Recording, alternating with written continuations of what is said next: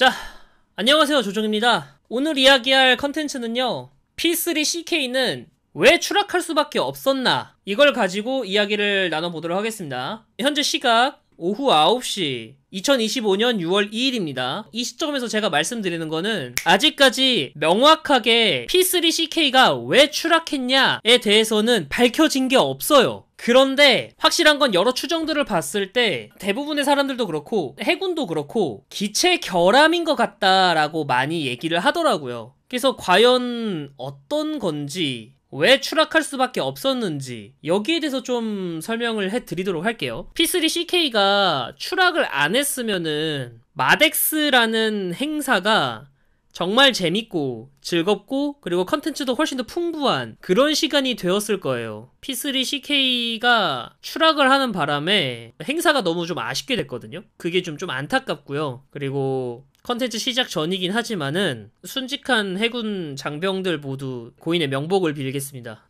자, 그럼 시작하도록 할게요. 사고는 2025년 5월 29일 1시 52분에 발생을 했다라고 합니다. 4명이 탑승했고요. P3 초기가 추락을 했습니다. 그래서 곧바로 사고 원인을 파악하겠다고 했고요. 이날 해군은 1시 43분쯤 훈련을 위해서 포항 기지를 이륙한 P3 초기기가 원인 미상의 사유로 기지 인근에 추락했다라고 밝혔습니다. 그리고 해군은 참모 차장 주관으로 사고 대책본부를 구성하고 사고 원인 등을 확인 중이라고 설명을 했습니다. 영상을 좀 보고 갈게요. 자, 이렇게 이륙을 했고요. 정상적으로 이륙을 했다고 합니다.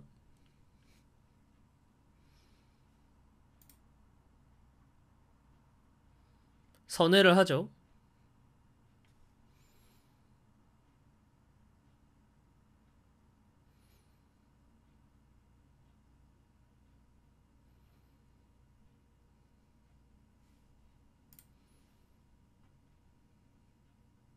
근데 갑자기 이렇게 떨어져요. 그러니까 정상적으로 선회를 하는데 갑자기 힘을 잃고 뒤집어지면서 이렇게 추락을 해버립니다.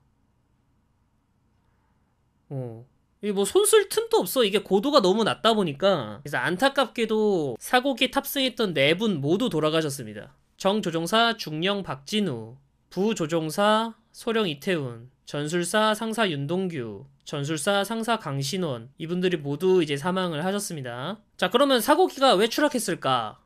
일단은 스케줄인데 제주공항에 있다가 이륙을 했대. 그리고 난 다음에 포항 경주공항에 도착해서 일부 인원을 하기했습니다. 제주에서 있던 인원 몇 명을 포항 경주공항에서 일부 인원을 내리고 이제 훈련을 진행을 했대요. 이 터치앤고 훈련이라고 하는데 1차 때는 문제없이 이륙하고 착륙을 했어요. 사고는 2차 훈련 때 재이륙을 하면서 발생을 했습니다. 근데 문제는 이때 마지막 교신까지 특이사항이 없었대요. 특이사항이 없었다가 다시 장주 진입을 위해서 우선회 하던 중에 뒤집히면서 거의 수직으로 인근 여선을 추락을 했대. 이거 도표로 제가 좀 만들어봤는데 이렇게 돼 있어요.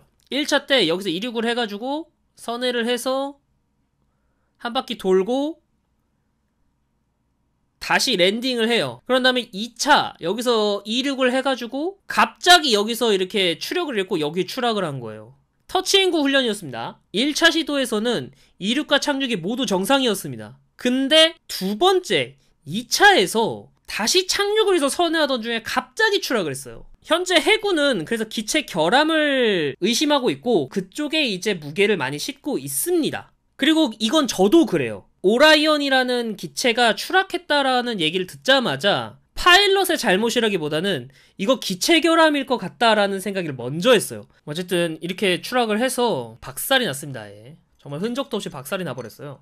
조종사가 추락을 하고 있는 중에서도 민가에 추락할 것 같으니까 추락을 야산 쪽에 하려고 조종을 했다고 하더라고. 그러면 P3는 왜 추락한 걸까? 솔직히 P3가 추락한 이유는 왜 기체 결함이라고 생각하느냐가 더 가깝습니다.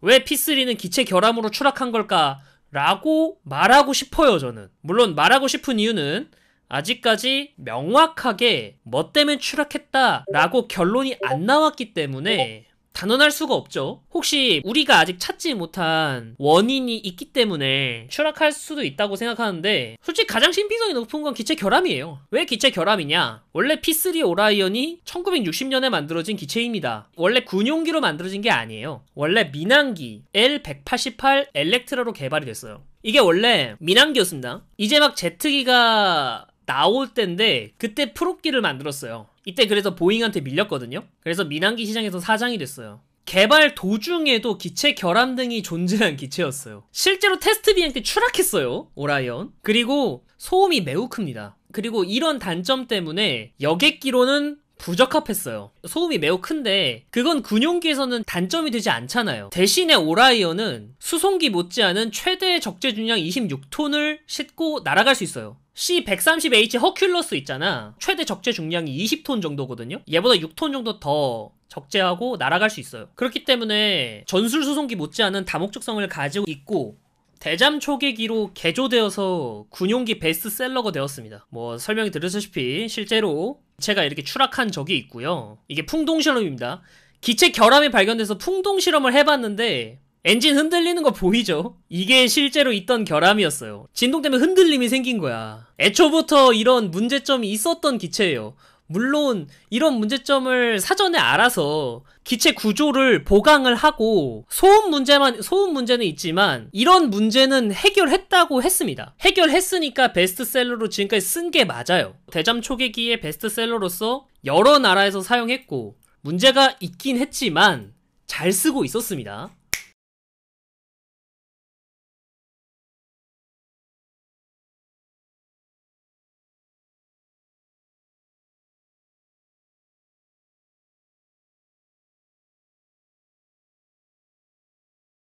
우리는 선택지가 없었습니다. 왜냐? 대한민국 해군은 S2 트래커를 대체를 했어야 됐었어요. 이때 제대로 된 대체기는 P3 말고는 없었습니다. 그리고 이때는 P3가 정말 좋은 기체였어요. 1차 도입 때 8기 구입은 솔직히 문제가 없었습니다. 왜냐면 그때 그 기체들은 신품이었거든요. 물론 이제 그런 비판은 받았죠. 이때 마침 오라이언이 이제 생산 라인을 다 없애는 타이밍이었거든. 근데 그때 아틀란틱 초계기를 16기를 구매할 수 있을 돈으로 이 오라이언 8기를 구매를 했다라는 식으로 이제 비판이 나와서 논란이 됐었다고 하더라고요. 근데 그럼에도 불구하고 아틀란틱 살 바에는 P3 오라이언 사는 게 맞긴 했어. 이건 잘한 선택이 맞아. 근데 기왕 살 거면 16기를 구매하는 게 맞았는데 돈이 없어서 8기만 구매했거든?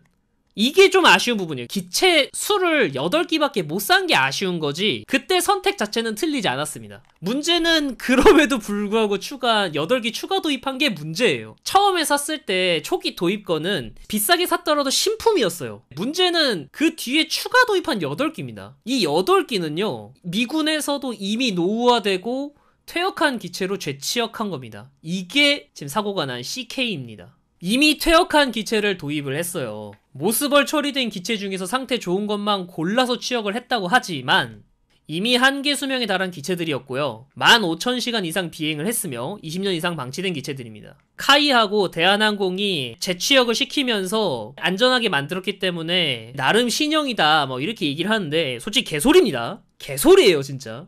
그런 주장을 하시는 분들이 가끔 있어요. 개조를 잘 해놨기 때문에 거의 신형과 다름없다 뭐 이딴 소리라는데 개소리입니다. 그 개조를 했다는 거는 이 기체를 새로 만들었다는 소리가 아니에요. 그냥 프레임부터 새로 재창조한 게 아니란 말이야. 프레임은 그대로예요. 프레임은 15,000시간 이상 비행을 했고 20년 이상 방치한 그 프레임 그대로예요. 그냥 우리가 설계도를 봐서 다시 만드는 게 아닌 이상 노후화된 기체는 노후화된 기체입니다.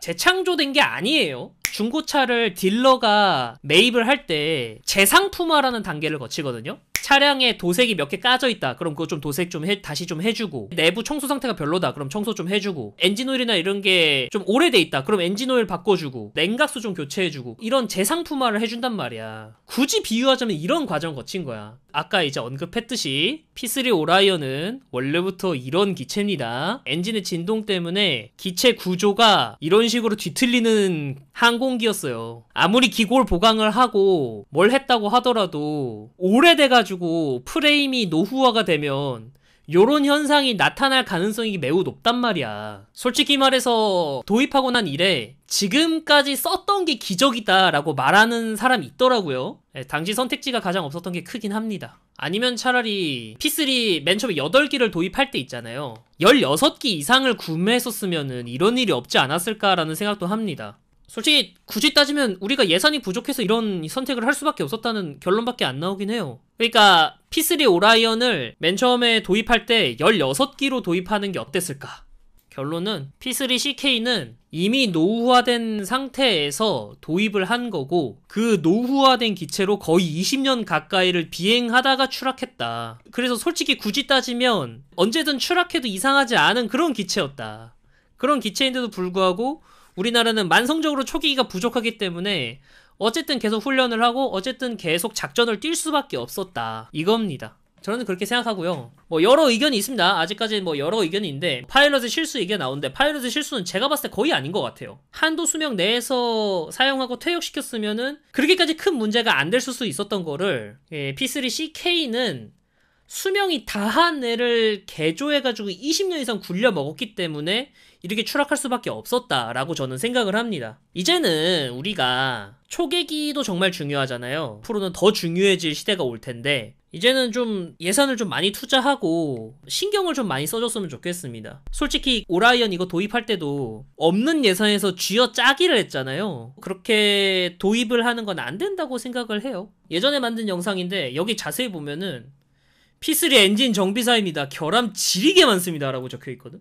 아니 나는 당연히 옛날 비행기다 보니까 결함이 좀 있긴 있나 보지 약간 요렇게만 생각을 했는데 제 채널 좀 많이 보신 분들은 아시겠지만 제 채널에 해군에서 실제로 복무했던 분들 혹은 예비군 분들이 댓글을 좀 자주 다는 편이에요. 다시 돌이켜보면은 좀 의미심장한 댓글들이 몇 개 있단 말이야. 그때 당시에는 그냥 그렇구나 넘어갔는데 특히 지금 이런 대형 사고 터지고 나서 다시 보니까 약간 그 의미가 무겁게 받아들여지잖아. 다시 기체 프레임이 노후화돼가지고 엔진 진동 때문에 기체 전체가 컨트롤이 불가능하게 되면서 추락했다 라고 저는 추측할게요. 노후 기체 제발 버리고 바꾸자죠. 네, 지금이라도 늦지 않았어. 지금 P3 CK 이거 있잖아요. 비행 정지 명령이 내려졌거든요. 기왕 이렇게 된 거 CK 오라이언 일단 먼저 다 퇴역시키고 P8 포세이돈 8기 추가 도입하면 안 돼?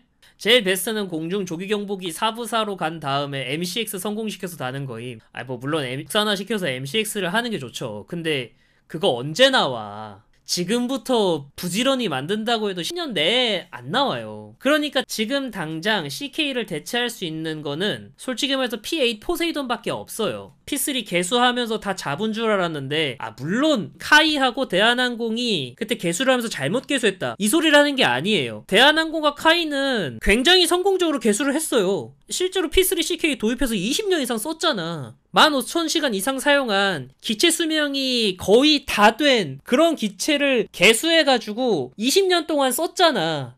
이것만으로 정말 개수를 잘했단 소리예요. 근데 문제는 아무리 그렇게 개수를 한다고 해도 기체 프레임을 재창조하는 게 아니란 말이야. 기골은 성능을 높일 수 없음. 맞아, 기골은 성능을 높일 수가 없어. 뭐 보강대를 좀 해가지고 강화를 할 수 있는데 그것도 한계가 있단 말이야. 근데 저는 그 생각을 했어요. 이거 맨 처음에 수명이 다 된 거 들었는데도 문제없이 잘 사용하고 있다 혹은 사용할 수 있다라고 하길래 맨 처음에 무슨 생각을 했냐면 이게 전투기가 아니잖아. 초계기잖아요. 일단 기본적으로 고기동을 안 한단 말이야. 기체에 막 부담을 그렇게 많이 주는 그런 기동은 안 한단 말이야. 민항기처럼 되게 안전하게 선회하고 기체에 무리가 최대한 없게 움직이고 막 그런단 말이죠. 그래가지고 기체 수명이 좀 지나더라도 괜찮다라고 나는 생각을 했어요. 이 추락을 하기 전에는. 근데 지금 다시 생각해보니까 기체 수명이 왜 존재하는지를 내가 다시 이해하게 됐어. 안전규정은 피로 쓰여진다는 것을 이번에도 누군가의 희생으로 증명이 된 셈이죠. 그런 의미로도 이해할 수 있겠네.